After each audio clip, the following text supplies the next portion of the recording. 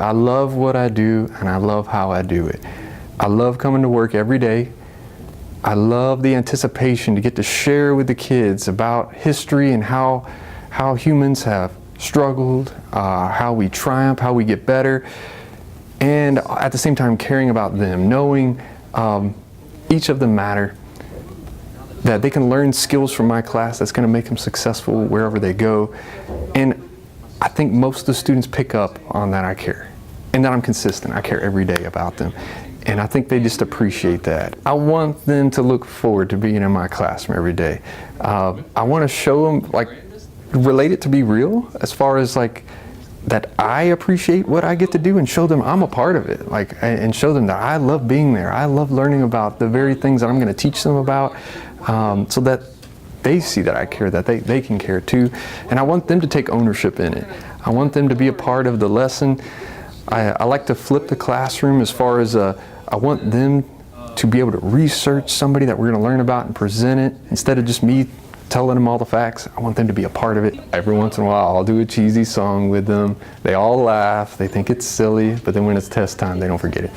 I purposely pick nations that are involved in World War I because one of our big culminating chapters in my European history class is who's to blame for World War I, why did it all start, and it is an incredible topic to get to talk about how so many countries were involved.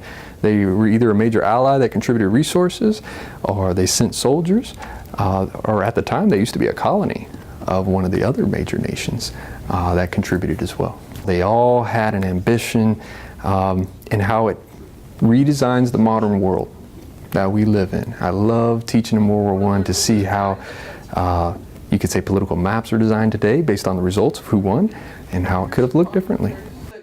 2017-18 school year, I lost my position due to my VAM score not being high enough to teach at a school that was in restructuring due to school grades. So I kind of was lost and scared and not sure if I could keep teaching because my heart was broken. I lost my children that I taught since kindergarten, and I had to leave them for their 5th grade year, and they didn't understand that. And that was a week before school started.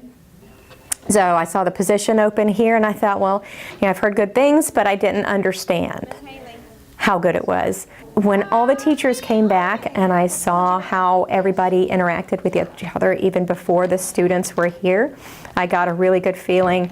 And then the first day that the kids came, I said, this is my jam. This is my jam. It's just beautiful. There's no normal, ever. We have a curriculum map that we have to follow, so this week I'm teaching about political parties to children who really don't care about political parties. It doesn't affect them, and we really, it's hard to engage. And a lot of the content that we need to teach is really hard to engage the children with. Today's lesson, ton of bricks, terrible. So I'm going to have to rethink that. And it happens a lot. Lesson plans marked up. Sometimes they get eaten. That's happened. Behaviors might take over a lesson and derail the whole classroom. And we have to, you know, pull them out and get them calmed down. There's a lot of challenges that we face, but the rewards are so sweet. Like this week, for the first time, actually it was last Friday, I had a kid, he's 12 years old, 13, 7th grade. He asked to go to the bathroom for the first time. I've had him for a year and a half. So that was a huge success. And for these children, I don't care if I sound politically correct, for him individually, I care more about that than I care about language arts. For him to be able to ask to use the bathroom is huge.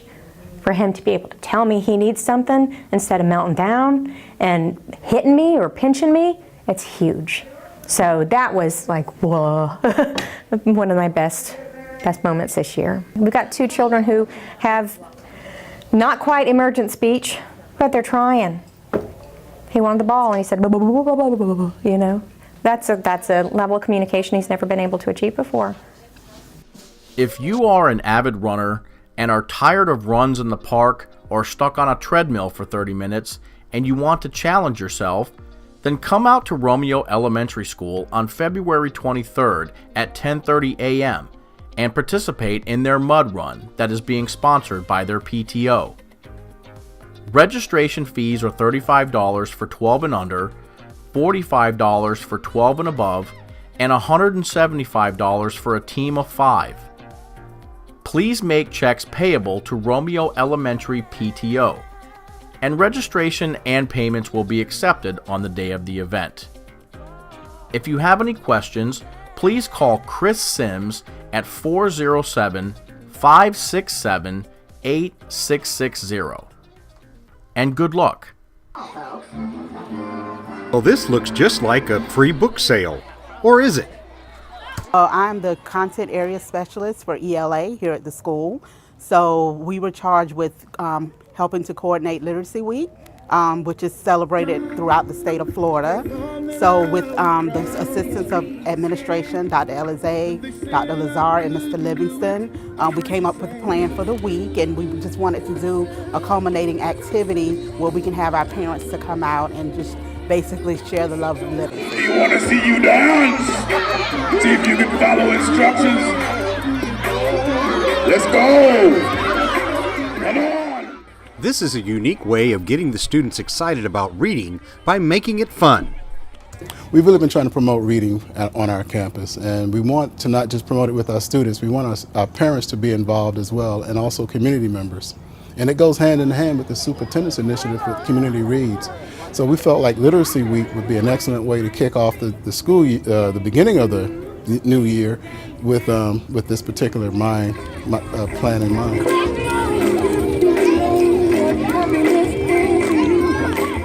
The parade really exposed the students to a different way of being a part of the stories that they chose to read.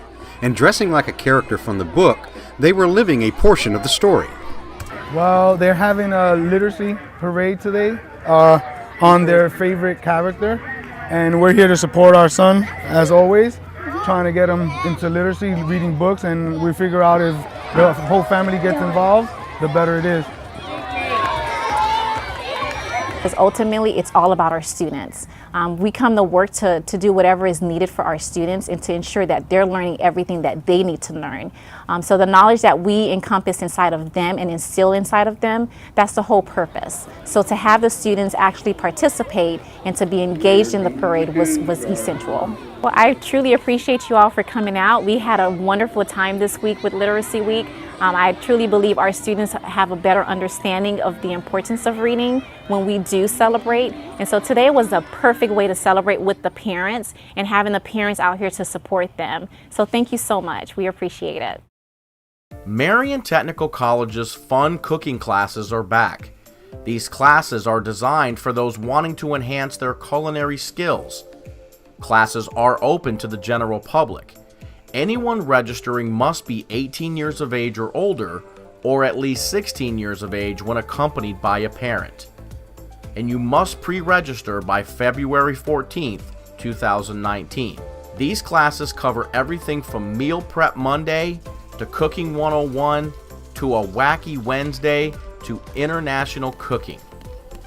So for a full schedule or any questions regarding these classes, please contact Chef Jeannie Worthman at 671-7200 and be prepared to amaze.